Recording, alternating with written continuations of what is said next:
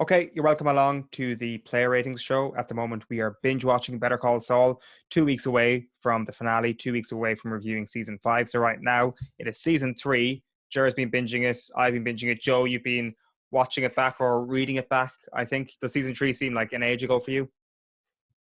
Yeah, it was actually weird. Rewatched a bit of it last night, particularly the first episode, the last episode, and kind of a few of the key bits in between. But yeah, it was just amazing how enjoyable the series is, which I'm sure we'll get into. Jerry, you've raced well ahead for me at this point, so you've got a I'm at the well-rounded end. view. Yeah, you got a I'm at well-rounded the view of end, season 3 at this point. yeah, it's hard to. I had to go and read the recap this morning because it was like 2 weeks ago, or maybe a week and a half ago when we were watching this. But this season ends on a massive dramatic coda. It's kind of like the end of the beginning, and everything else changes. Because the show is called Better Call Saul, right? But Saul Goodman only shows up really in the middle of this series, this season, and even then doesn't really exist in any meaningful way. No, absolutely. Let's go back and let's have a listen to some of the major plot points from season 3. Long story short, I am not crazy. Jimmy McGill understands he broke the law. He's more than ready to face the consequences. I'll be taking a brief sabbatical from the law. I've got cash I can't spend. I have you down as a logistics consultant. Security consultant would be better. Mesa Verde can wait. It's not Mesa Verde. It's a new client, and if I mess this up, it's a former client. I want an intimate witness to get my stuff over the border. My father is a simple man. I don't trust him. From now on, there will be only one route for our product. Call 911. If I had to do it all over again, I would do some things differently. You've never mattered all that much to me. My brother is sick. You want me to retire over this? The insurance? That's the straw that broke the camel's back. How would I fine? This is not what fine looks like.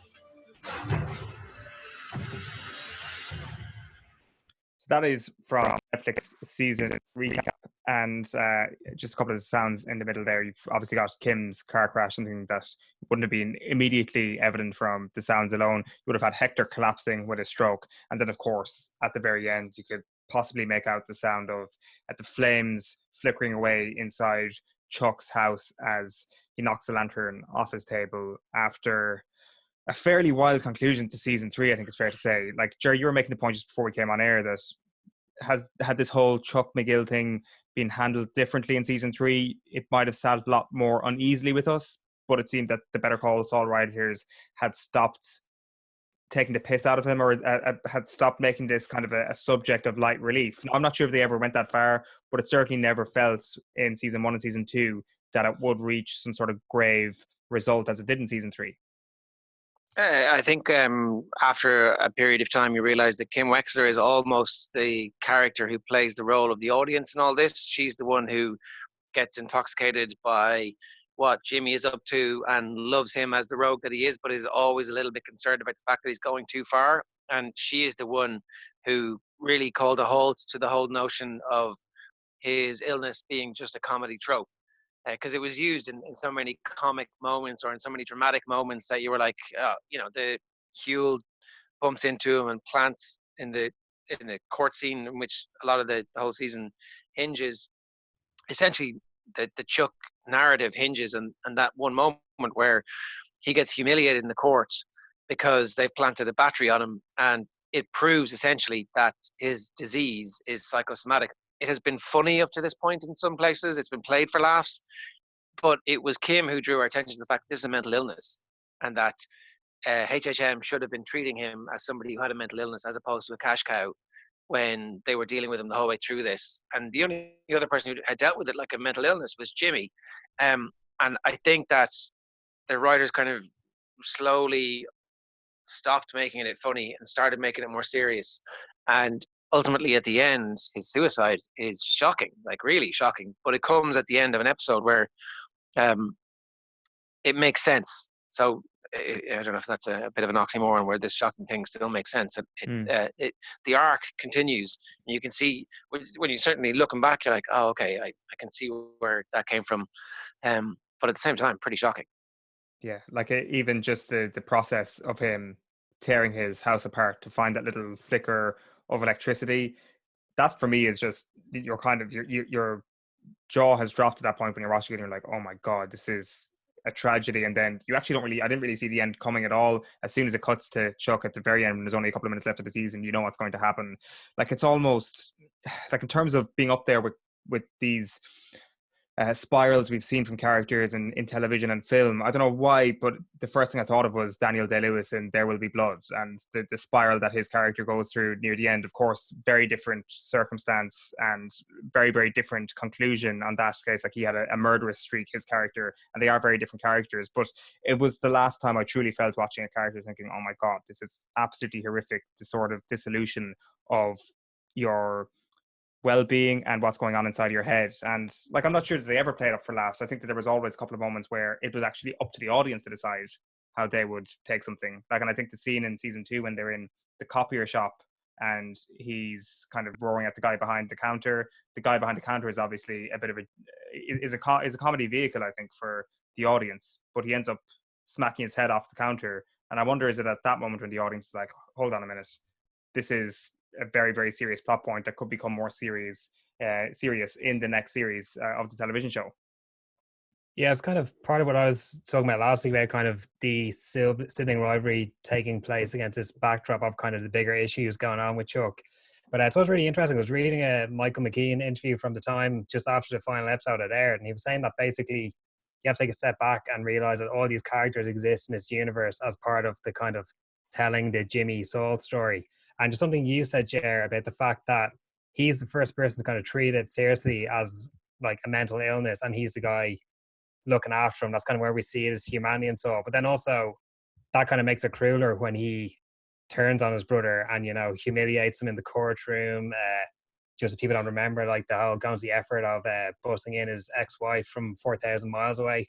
So it actually, we spoke about Jimmy being this guy who, like, kind of does bad things professionally, but it's okay. He's not a bad guy. But yeah, I think they're just kind of casting shadows on that kind of cozy relationship we have with him. Especially if you remember in the court scene, there's a bit where Kim's speaking to him during a little intermission, and she after his wife has showed up, she goes, you know, she's going to hate him and she's going to hate you now. And Jimmy just kind of shrugs his shoulders. He's like, like, you know, it's all collateral damage. But yeah, just, it's amazing as well, kind of like from the second half of the series, you've kind of gone through this sort of 3-series arc with Chuck, where they know he's coming to an end, and really they can just like burn that character out and do it spectacularly, and there's no more kind of cloak and dagger and holding back. So yeah, just what you were talking last week, Jerry, about season 2 possibly being one of the all-time great series. For me, this is the high watermark of Better Call Saul, and just, yeah, brilliant run, and all hinge on that Chuck character. For sure. Like I would probably be with you on that one, Joe, that it does take a step up from season 2, I think, just throughout start to finish, because you start at the moment of the recording and you finish at the moment of Chuck dying. Like, that's shoehorns in between 2 hugely significant moments in the entire plot, whereas I felt season 2 had a bit of work to do to actually get up to speed before it explodes and before it really sucks us in to being unbelievably interesting. At what point do you start to feel sorry for Chuck in this season? I mean, I'm not sure I don't know if I do until the very last seconds. Like, Right. He is a complete asshole. He is a self-obsessed, preening, vicious, nasty character who has kept his brother down. So, I mean, I'm on Jimmy's side when he's there's a little bit of inconsistency, I think, in terms of what Jimmy's capable of, and you see a little bit of it later on too. What, like, I'm not always sure about what his motivation is, but I think that's where Kim kind of comes into it. I wasn't on Chuck's side at any point in like, I was completely on Howard's side when Howard sat him down and said, look, it's time for you to just relax. You've got loads of money in the bank. You could go and have an amazing post career as a lecturer and come in and out of the office if you want. Read your papers, have your library, do whatever you want. But like, his ego wouldn't let him, and just that constant, the view back of what life was like when they were kids and what they went through. for there to be nothing from Chuck, no residual sense of understanding that the only person who treated him with kindness while he was mentally ill was his brother, who looked after him, who got the papers, who dropped in the food and the gas canisters. Like, that all counts for something. And so when he's getting his revenge in the courtroom, it is years and years and years and years of being treated like a dog that are like, so she's going to be pissed off at me. She's going to get lots of money from this anyway. Like, things worked out for her, and she left him. You know, like, granted, she didn't know what his mental illness was, but she didn't stick around to find out either. You know, so I don't know. I didn't have any sympathy for Chuck beyond the fact that obviously he's mentally ill and it's a horrific burden for him to carry. But I don't think the mental illness turned him into an asshole.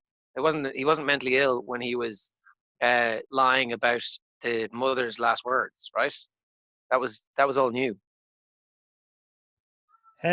Not too sure about that. Like, I don't like they set him up as this asshole, and this, like, you're kind of looking, you're going, why can't this guy? It's actually, I can't remember where it was somewhere in the series when I was looking back when Saul just really exasperated with him. He's just saying, Chuck, why can't you just be normal?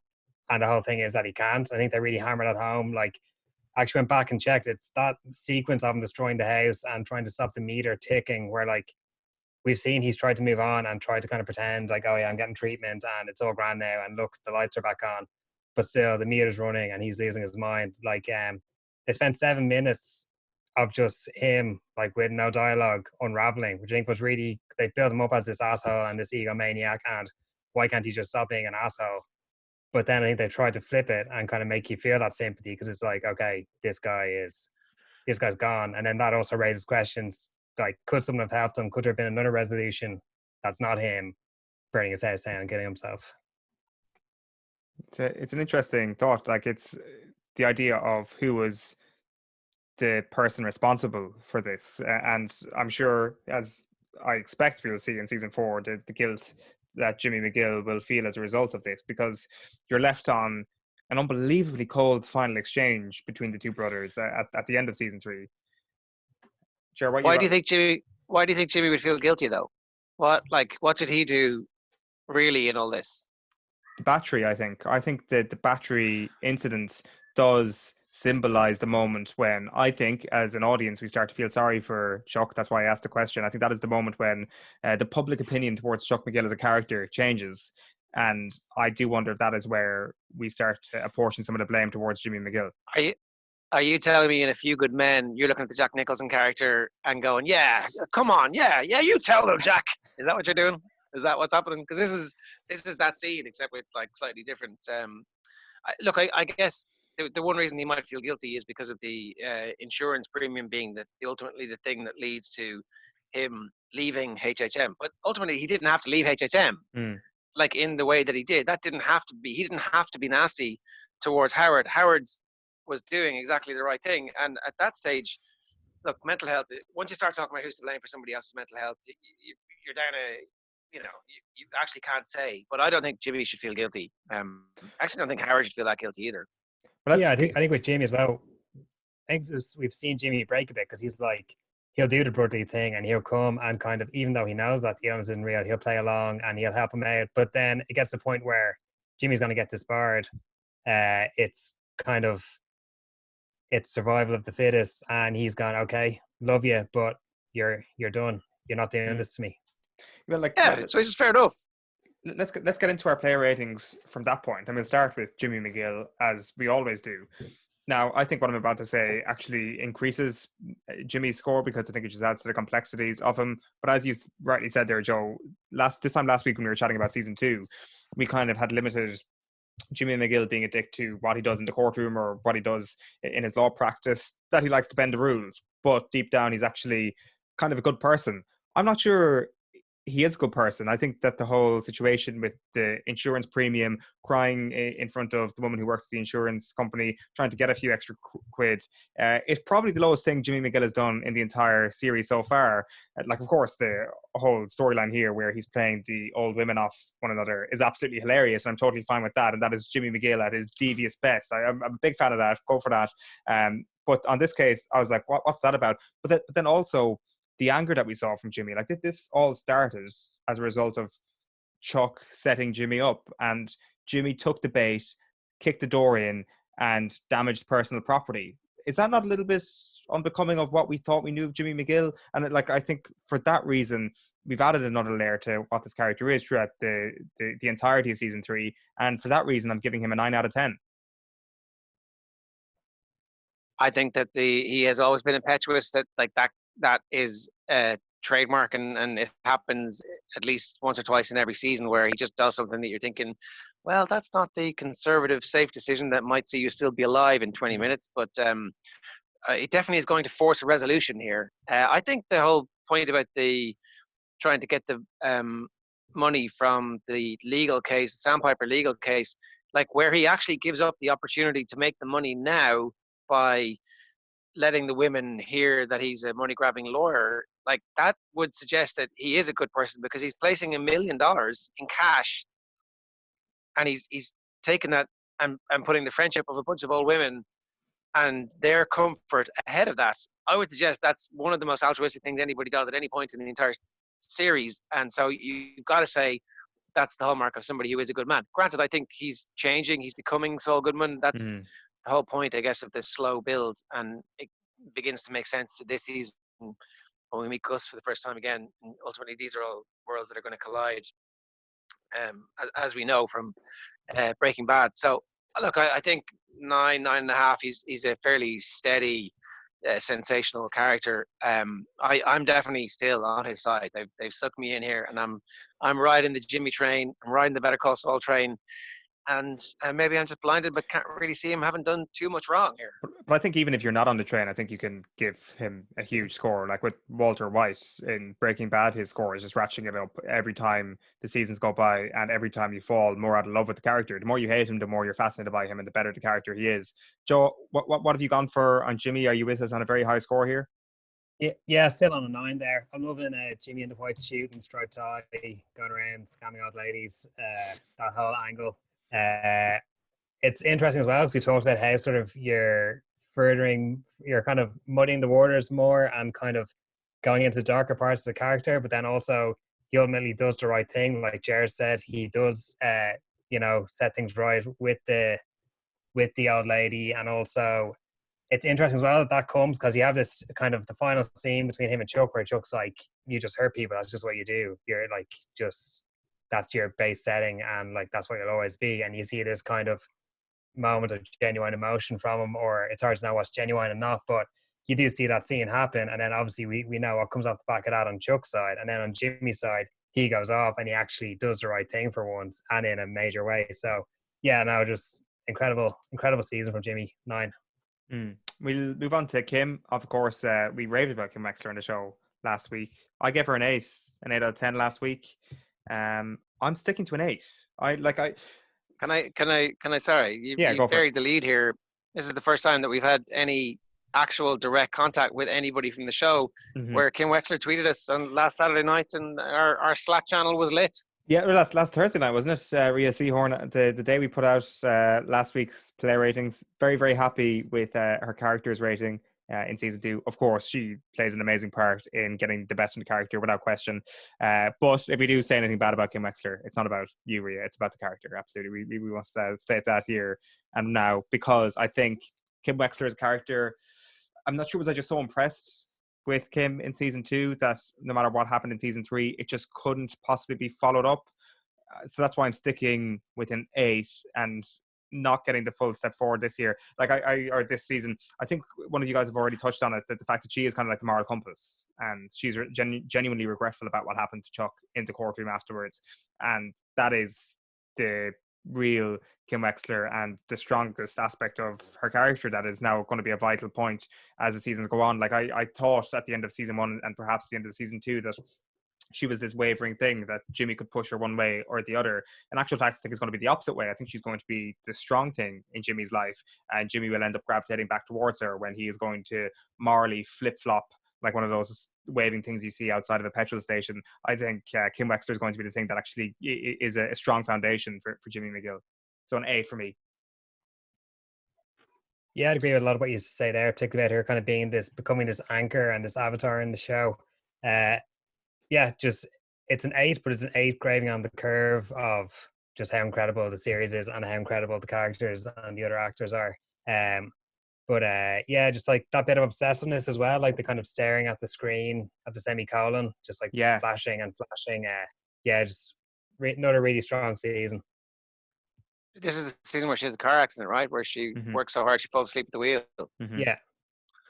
Yeah, like, and also stands up to Howard, and you know there is like a fully layered texture now evolving from the character, which we didn't see in season 1. It's almost like they realized that they had this thing here and they needed something to be the straight line, the y-axis through which everything else works. And the relationship with Jimmy is so well drawn. Like, you're never quite sure or certain of exactly what it is, but it is love. It's in their own individual ways. And again, you realize that this is exactly what Jimmy's main motivation in the whole thing is, his love for Kim. That and money, which you know, they've got to find a way to make these two things to marry. But yeah, phenomenal season, brilliantly acted, and yeah, I'd give her an 8.5.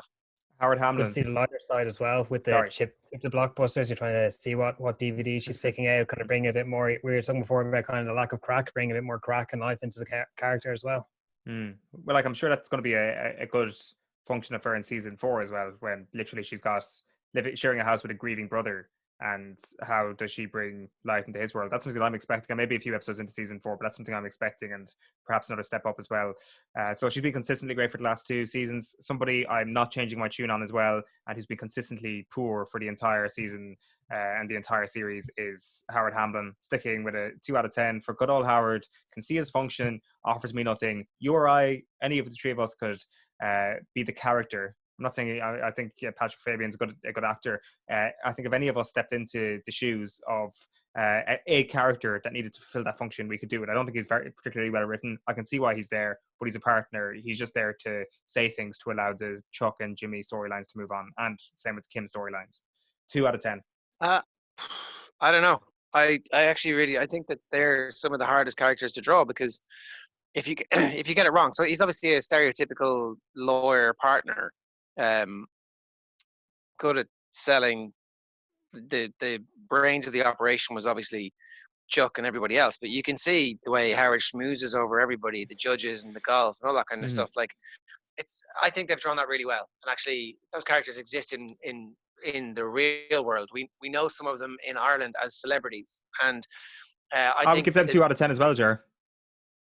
But 2 out of 10 in real life. This is the portrayal of somebody that exists in real life. So therefore, if you're giving them 2 out of 10 in real life, that's totally fine. Yeah. But his portrayal of this and the writer's portrayal of the existence of these people, I think, is like, it's no perfect, you know. And so when I'm giving player ratings, I'm like, has this been? Is this somebody who just descends into parody, or is it somebody for whom there is deeper meaning and a function? And I think as well, like, when you think about the fact that it wasn't him who didn't want Jimmy, it was Chuck, and like, you know, that to be able to hide that in the way, to take all that stuff, that's I think you're completely underselling the difficulty of creating those characters, and so I'm giving him a 6. I'm sticking with I don't know if it was a 7 or 8 last week. It's an 8 this week anyway. So why? I agree with him. He's a very life and soul of this series. We're really playing a selfless role. You might have missed out on some of the nuances. Like, we actually do see he has been this kind of robot, but he actually does crack in that last scene with Chuck, where he's like, guys, could you please give us a moment? And he pays him out with his own money, actually shows some emotion, which is sort of like, it's like a code's kind of gone in wrong to the computer, and the computer's sort of like, wait a second, come here, seriously. And then I just love the whole scene when he's like having his big, come on, gather around, all staffer. Chuck's going on to pastures new. Let's give him one final round of applause, which we know just kind of, is he betraying him? Is he trying to protect him of his own good? Because he knows he's becoming a liability both to the company and also like potentially to himself. So yeah, I'd agree with you on a great season for Howard. That's an 8. I think Howard is a 2 to allow Chuck to be a 9, to allow Jimmy to be a 9. I think he is the sacrifice that needs to be made in order to get the best out of other characters. Like he, as you say, I think your point to support your argument actually supports mine, where he's like, where you were saying that he's not the guy who screws Jimmy over or doesn't want him involved. It's actually Chuck who feels like that. And for me, if you want to be a great villain, you need to be the guy who doesn't want him in there. We have a brief scene in season 3 when he confronts Jimmy about money, and he kind of comes across as kind of callous and very much a villain. That for me is the sort of Howard Hamlin I want to see. So I'm going to stick with the 2 there. Just a couple of the other ones just to wrap up on then. Nacho Varga, I've gone with a 7 on this one. This is where the storyline with his father is starting to come into play, where Hector Salamanca is not asking him, but telling him that he will be carrying products over the US-Mexican border, and of course doesn't sit well with his father. His father's actually, it seems like a character that could have greater meaning in season 4 as well. But Nacho starting to come into it well. His autonomy certainly is a big thing, and the plot point that he's been central to over the last few episodes comes to a head at the end when Hector has his stroke. So he's been plotting, and he's plotted successfully. A 7 for me for Nacho Varga. I'm sticking on a 6. Obviously, he does serve his purpose, and he's meant to be kind of this weaker character in this sort of out of control world. And yeah, he's doing well kind of with his schemes. But my basic problem is ultimately, like, I don't really care what happens to him. Like, I'm not invested in him. So for that reason, it's a 6 for me. Sure. Yeah, I can see that problem. I just had a problem with my microphone there, so you might not be able to hear me as well as earlier. But I can see that problem with Nacho. I like maybe he is more of that figure that you were talking about a little bit earlier on with Howard. But I think he is actually very well drawn. I think there's going to be a big role for him. I hope, because I've been saying that all the way along here. So 3 years later, they're making you wait for the payoff. Oh, well, it's here. It's here at the end, and with the stroke and the retribution that might be coming if he gets found out in season 4, and what it might mean for his relationship with Gus Fring in season 4. We get introduced to Gus midway through season 3. For me, I'm just going to give him a 6. Of course, you have to see the full Gus Fring. Is he going to follow a similar path to how he does in Breaking Bad, where he starts off as a fairly pleasant guy who obviously has a good business brain into this callous individual who is bloodthirsty? I think he will. I think you have that line with Mike in season 3 where he's saying how Hector dying via a bullet to the head would be too pleasant a way for Hector to actually go down. And I think you can expect big things from Gus in season 4. So I've gone for a 6 for him.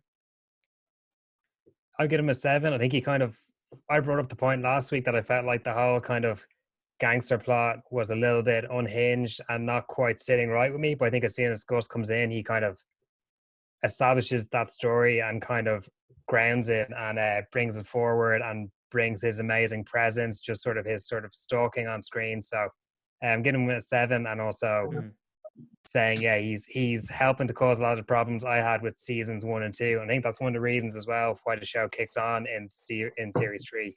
He's just helping to flesh out that second world we have going on. Yeah, I'm giving him a 7. I'm really excited about the arrival of him. I think that for me, this is exactly what I wanted. The legal stuff I find grand. It's the blood and guts and the thunder of the drug dealing and the cartel. That was what I expected from Better Call Saul. And it's coming. I can feel it. That's why I'm very excited about how this season has kind of wrapped up that whole legal side of things and hopefully moves to something slightly different now.